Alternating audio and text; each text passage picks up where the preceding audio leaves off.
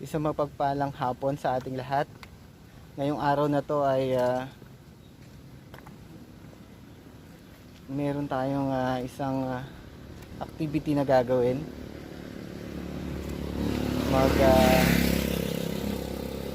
Gagawin natin yung pagdarasal sa bawat istasyon ng ang tawag ko kasi dun nung bata ako Daang Cruz. Nung bata ako, ang kulit ko kasi. Lagi akong sumasama sa mga nagdadasal na matatanda pag mahal na araw. So ngayon gagawin ko mag-isa. Kasi wala tayong kasama ngayon. Nag-iisa lang tayo. So kukumpletuhin natin yung pagdarasal sa bawat istasyon ngayong Huwebes Santo. Samahan nyo ako patungo sa unang istasyon ng ating Daang Cruz. Kita-kita tayo sa first station. Nasa mahal na araw na naman tayo. Ngayon ay Huwebes Santo. So tayo. Kung try natin kompletuhin bawat station para naman matuloy-tuloy natin yung pagninilay natin at paghingi ng mga kapatawaran sa mga nagawa nating mga pagkakasala at sa mga kahilingan din natin. So guys, lakad lang konti, approaching to the first station.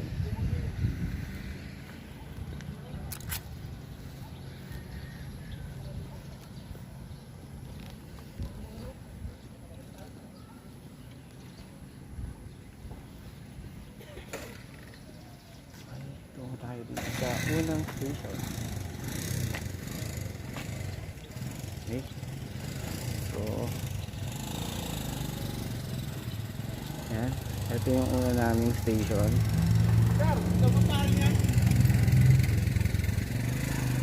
Unang istasyon, sabi, si Jesus ay hinatulan ng kamatayan dahil sa pagiging matapat sa kanyang misyon, sapagkat hinayag niya ang paghahari ng Diyos na walang ng pag-aapi at inapi. Kinundina siya ng mga kinatawan ng simbahan at pamunuan ng pamahalaan sa pakiramdam na sila ay hinusgahan ni Jesus. Nais ni Jesus na siya ang pinakahuling biktima ng pagdudumi ng tao sa kanyang kapwa. Alalahanin natin ang lahat ng taong hinatulan ng ating lipunan ng kamatayan o sa isang di makatarungang pamumuhay. Panalangin. Ama, huwag po ninyong hayaan ang aming pamayanan sa kapangyarihan na humato sa inyong anak at nagtataguyod sa pag-aapi at paniniil sa mga anak mo. Pagkaloob po ninyo sa amin ng isang dakilang pananampalataya upang sundan namin si Jesus sa kanyang pamimithing daigdig sa paghaharian ng iyong mahabaging pagmamahal. Nihiling po namin ito sa pamamagitan ni Kristo, aming Panginoon. Okay, so let's proceed po sa susunod na station. Tuloy-tuloy lang natin. So medyo malayo yung mga pagitan niya. Okay guys, so kita na lang tayo sa susunod na station, sa station 2. Medyo mahaba yung lalakarin natin. Hello guys, ito malapit na tayo sa second station. So makikita na natin dito mula sa pwesto natin, and so palapit na tayo sa second station. Medyo wala pang naglalakad, ako lang, mag-isa pa ako. Tanggalin natin yung ating headset para ito, malapit na tayo. Ito na ang second station of the cross. Okay, basahin na lang natin muna. Ang Ikalawang istasyon, pinasan ni Jesus ang kanyang krus. Duguan si Jesus dulot ng mga matitinding hagupit at nadagdagan pa ang tindi ng kanyang paghihirap sa koronang tinik na sinuot sa kanyang ulo. Talagang walang hanggan ang nagagawa ng pagkabulag ng tao sa katwiran. Hindi masukat ang naabot ng pang-aabuso at kapangyarihan. Subalit sa krus, matatagpuan ang sagisag ng pakikiisa sa atin ng pag-ibig ni Jesus. Isipin natin ang mga taong lubhang nahihirapan sa mga mabibigat at di makatarunang pasanin sa kanilang buhay. Kasama nila si Jesus, tayo rin dapat makiisa sa kanila. Ama, alam niyo po na napakaraming krus dito sa daigdig. Kaya lamang hindi tama ang bahaginan. Ang mga dukha ang nagpapasan ng mga mabibigat. Ibigay po ninyo sa amin ang karunungan upang di namin talikuran at bigyan ng maling pakahulugan ang krus ni Jesus. Pagkalooban ninyo kami ng lakas at katatagan sa pagbabata ng hirap sa aming pakikibaka laban sa mga nagpapahirap sa tao. Sa pamamagitan ni Kristo Jesus, aming Panginoon. Amen. Okay. So, lakad ulit tayo guys. Patungo na sa third station. Ay. Lakad pa rin tayo guys. Medyo malayo yung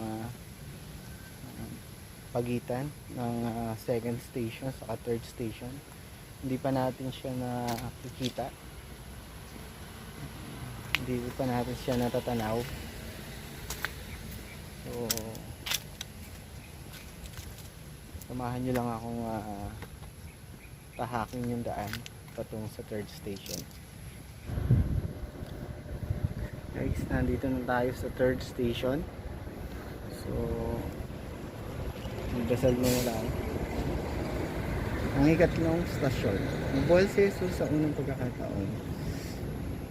Nakadama si Jesus ng takot, natigip ng kalungkutan at hapis nang mapagtanto niya ang mangyari sa kanya. Binigo siya ng kanyang mga disipulo at nakatulog sila. Naramdaman niyang siya'y pinabayaan, kasama ng mga napabayaan at mga biktima ng pang-aapi.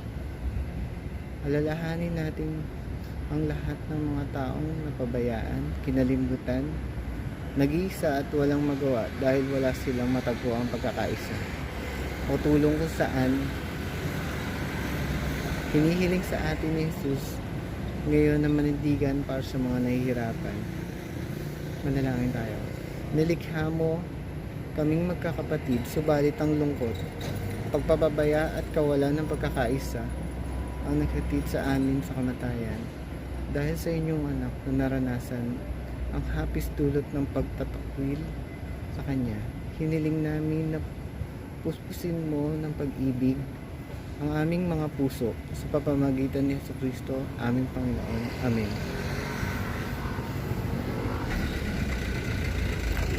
Nandito na po tayo sa ika-apat na istasyon. So, ika-apat na istasyon. Salubong ni Jesus ang kanyang ina. Makasalubong ng paningin ni Maria ang mga mata ni Jesus. Naramdaman niya ang kirot ng kanyang puso. Dito na unawaan ni Maria ang misteryo ng pag-ibig ng kanyang anak na si Jesus. Pamamagitan ni krus lamang makakilala ng sino siya. Sa isip na din ng mga nanay at tatay na walang magawa habang pinagmasdan ng pagkurusa ng kanilang mga anak. Sana'y matagpuan nila ang pag-asa kay Maria. Manalangin tayo. Ama, biyayaan niyo kami ng grasyang masumpungan namin si Jesus sa paanan ng krus kagaya ni Maria. Bigyan po ninyo ng kaluwagan at tatag ng kalooban ang mga nagdaranas ng hirap para sa kanilang mga anak at walang kayang gawin sa ikalulutas nito. Sa ngalan ni Jesucristo na iyong anak. Okay, guys, let's proceed to the next station, panglimang station. Ang ikalimang istasyon, inatasan si Simon upang pasanin ng krus. Upang hindi bawian ng buhay si Jesus sa daan pa lamang, aatasan ng mga kawal ang sino mang unang makita nila na pasanin ng krus. Si Jesus at Simon ay sumimbolo ng mga taong inalipin ng kapangyarihan. Napilitan ba lamang si Jesus, si Simon, sa kanyang pakikiisa sa paghihirap ni Jesus o kusang loob na ginawa niya ito? Iniisip ni Simon na ang pagpasan niya ng krus ng isang pinatulan o kinanda ng tao, tumulong siya sa Diyos. Balikan tingin natin ang mga panahon ng mga kapatid natin ang ating tulong pasanin ng kanilang krus. Ano ang naging tugon natin sa kanila? Manalangin tayo. Ama, ang nais mo para sa amin, lahat ay maging malaya. Huwag po niyong tulungan ng siminahan ng ilang tao, kanilang kapwa sa pamamagitan ng dahas. Palayain po ninyo kami sa kapangyarihan. Gawin ninyo kaming magkakaibigan at tagapaglingkod sa isa't isa. Sa ngalan at pag-ibig sa pagkakaisa sa pamamagitan ni Yesu Kristo, aming Panginoon. Amen. Nakatapos na tayo sa panglimang istasyon. Medyo mahaba-haba uling lakarin ito patungo sa ika-anim na istasyon. So, para lang tayong walking. Ang pagkakaiba lang na walking activity namin sa gabi ngayon inagahan natin, tapos may kasama pang panalangin.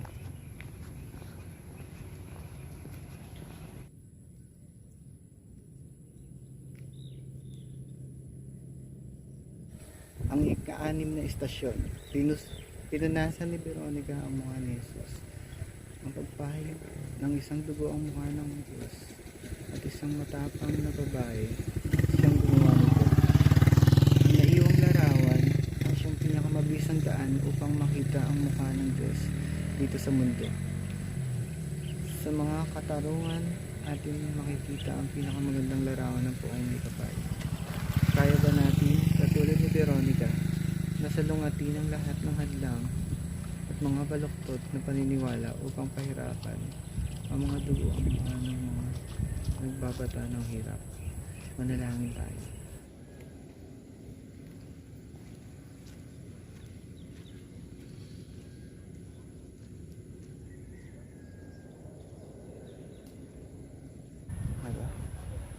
Hello guys, so malapit na tayo dito sa 7th station. Yan.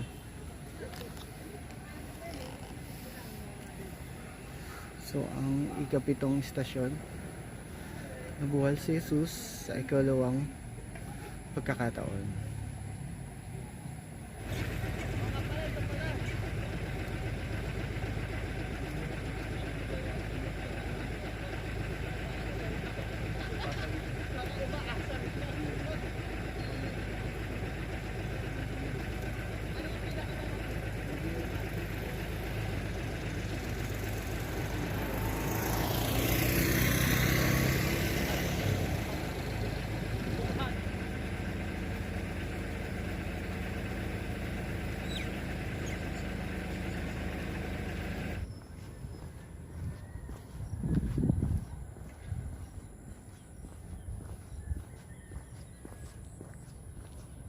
Lakad lang tayo uli.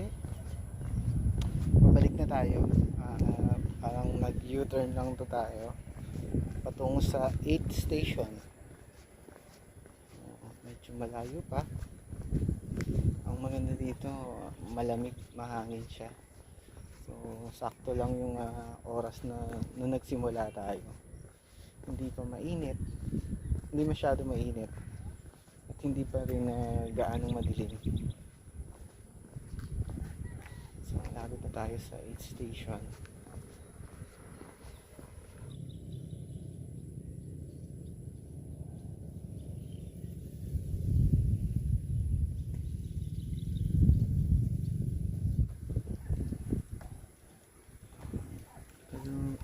Ikawalong istasyon. Nagsalita si Jesus sa mga kababaihan ng Jerusalem. Umiiyak ang mga kababaihan ng Jerusalem sa harapan ng bilanggong hinatulan ng kamatayan si Jesus. Subalit, piniling ni Jesus na ibaling nila ang pagtingin sa kanilang mga sarili. Ang kamatayan ni Jesus ay gawa ng isang lipunan nakatinig ang pinto sa mga biyaya ng Diyos. Itinakwil ang salita ng kaligtasan dala ni Jesus. Ang kanyang mga salita sa mga kababaihan ay minsan naging isang banta at panawagan ng pagbabalik loob. Banta sapagkat ang sino mang tumanggi sa grasya ng may kapal ay naghahanap ng sariling kamatayan. Isang panawagan sa pagbabalik loob dahil hindi imposible ang pagbabago. Ang pagtanggap sa salita ng Diyos, pagsasabuhay nito at pakikisa sa pagpupunyaging itatag ang kapagkahari ng Diyos dito sa sandaigdigan. Manalangin tayo. Buksan po ninyo ang aming puso, O Ama, sa inyong mga salita upang lumaya kami sa amin pagkamakasarili. Matutunan sana namin mamuhay na palagi ang nakikiisa sa lahat ng aming mga kapatid sa buong sangkatauhan. Sa pamamagitan ni Jesucristo, aming Panginoon. Amen.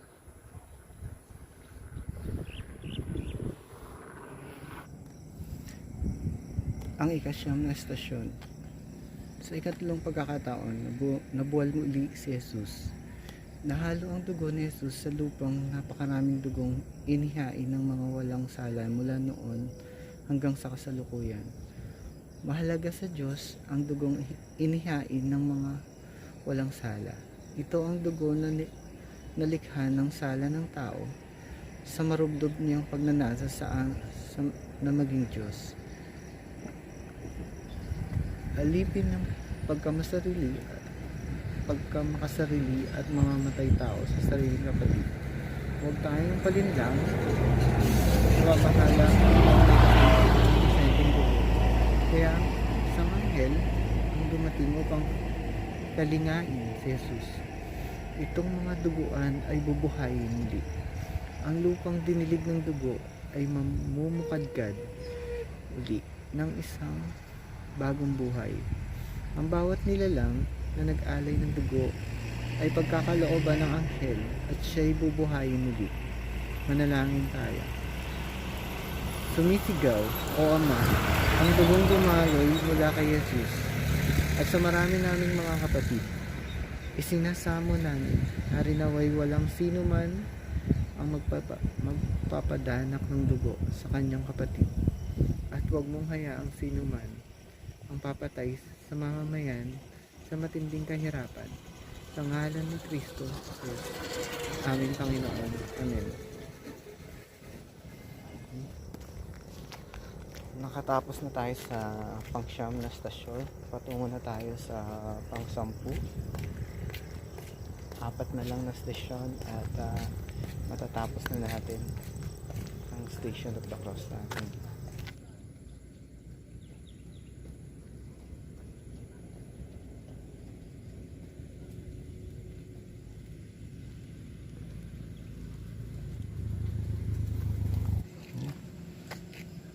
Guys, ang ikasampung estasyon, hinubarahan si Jesus.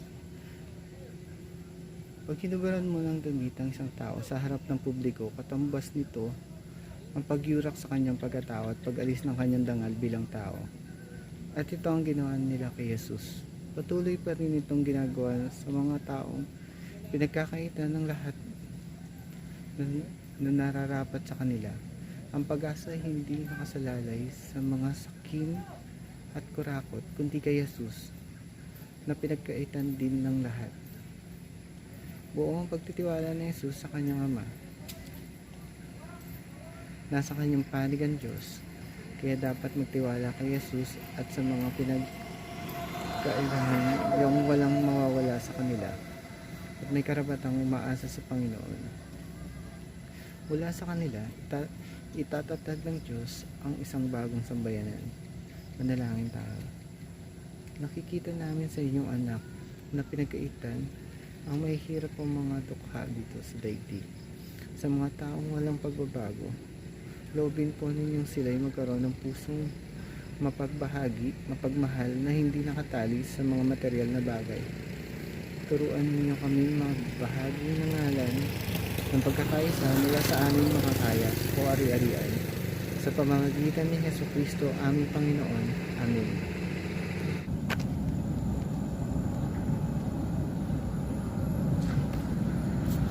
O ang mga kamay at paa ni Jesus. Nais nilang dumaloy ang mas maraming dugo upang madali siyang mamatay. Sadya nilang ginawa ang ganito. Madali nilang maililigpit si Jesus na manunulsol. Subalit si Jesus ay mas malakas sa kanyang kahinaan kaysa sa mga naghatol sa kanya. Mula sa kanyang napakuang krus, maipagdarasal niya ang mga nagpahirap sa kanya. Hindi ibig sabihin na pinawalang sala sila, kundi idinidiin ang kanilang kahibangan at kasalanan. Kaya hinihingi sila ng kapatawaran. Ito ang tagumpay ng isang pinahihirapan sa mga nagpapahirap sa kanya. Tagumpay din ito ng pagmamahal at habag. Manalangin tayo. Ama, lubha ang pananakit at ginawa sa inyong anak, at marami din sa inyong mga anak ang pinahirapan sa iba't ibang pamamaraan. Ang aming pusong puspos na bigati ay dumadalangin para sa biktima at matinding pasakit at sa mga gumawa nito. Pagkasunduin mo po sila at naway mahinto na sa mundong ito ang lumang pananakit sa kapwa, sa mamagitan ni Jesucristo aming Panginoon. Amen.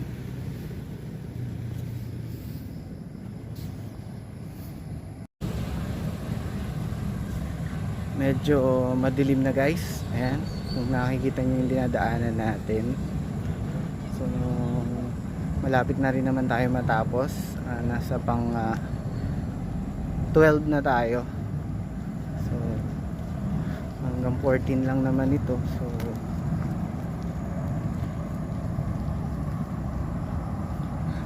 samahan nyo pa rin ako hanggang para matapos na rin ito. So ito na yung 12th station. Medyo madilim. Babasahin ko na lang sa inyo. Ang ika-12 stasyon. Namatay si Jesus sa krus. Si Jesus na taga Nazaret, ang takilang propeta, nagpahayag tungkol sa bagong buhay at nagpalahari ng Diyos. Ipinatay sa labas ng lungsod. Siya ay tinakwil ng lipunan, reliyon ng buhay. Sa pagkakataong ito, pinakilala ni Jesus ang kanyang ganap na katapatan. Sinakripisyo niya ang kanyang buhay para sa kanyang pinaniniwalaan at mga pinahayag. Namatay siyang lubos ng pagtitiwala sa kanyang Ama, ang Diyos ng pag-ibig at mas makapangyarihan kaysa sa mga kapatid ng kanyang buhay. Tayong mga taga-sunod, hindi dapat mawala ng pagbabago.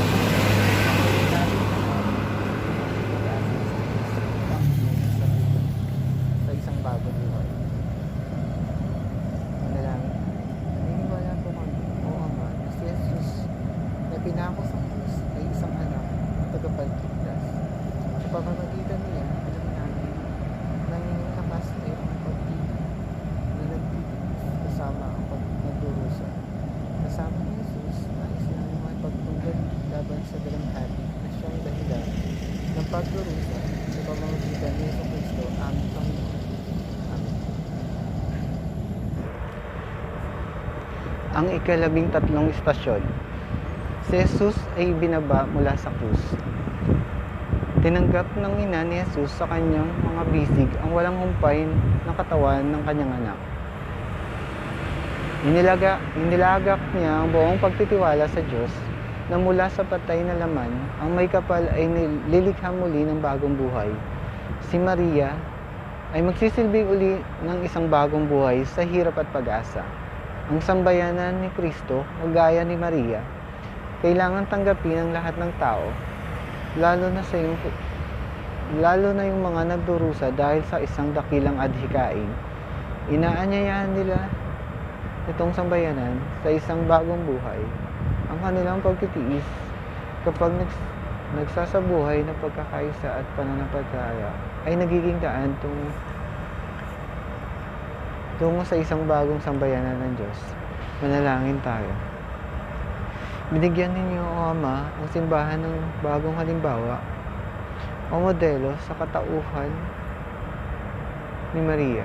Basbasan po ninyo kami ng pananampalatayang kagaya kay Maria na handang tanggapin sa simbahan ang lahat ng mga nilalang na nagtitiis ng hirap, umusbong lamang ang isang bagong angkan kung saan lahat ay magkakapatid sa iyong ngalan, aming Ama, sa pamamagitan ni Jesus, aming Panginoon. Amen.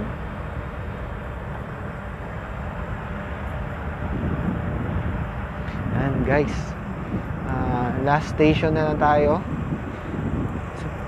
Medyo sobrang dilim na dito, pero okay lang, worth it naman yung ginawa natin para sa araw na ito. Sabi ko nga kanina, double purpose tayo. Nakapagnilay na tayo, nakapag-exercise pa tayo. So, dalawa yung na-achieve natin ngayong araw na to. Okay. Nakikita ko na yung huling istasyon. Ayan, sa medyo maliwanag na area doon.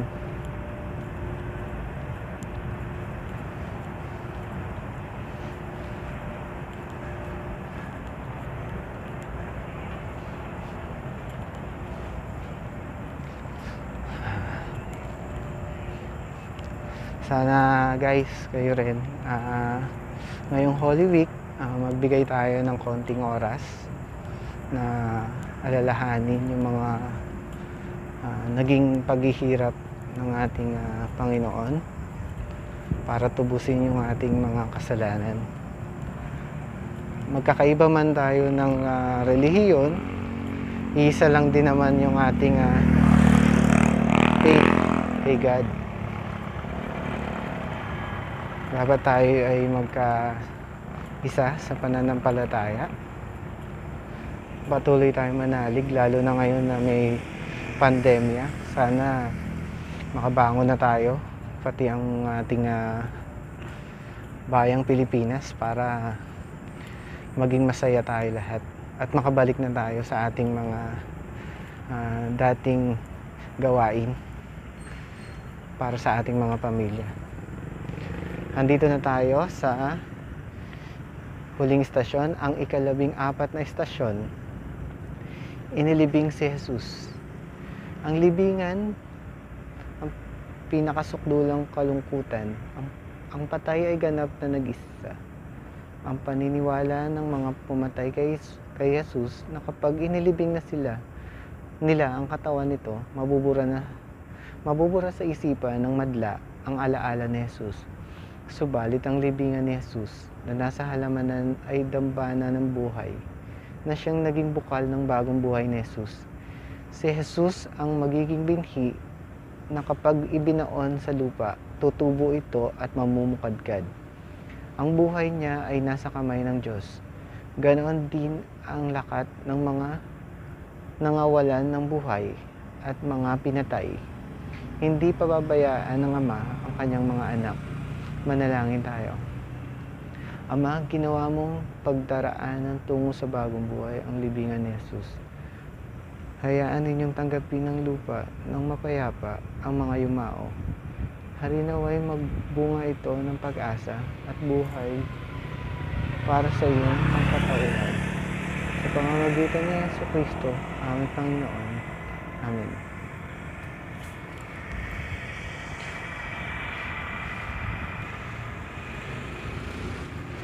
Oh guys, tapos na tayo sa ating Station of the Cross.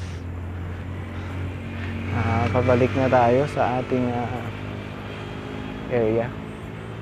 Okay, hanggang sa muli, sana sama-sama tayo sa panalangin upang makabangon na tayo sa pandemyang ito. Kita-kita ulit tayo.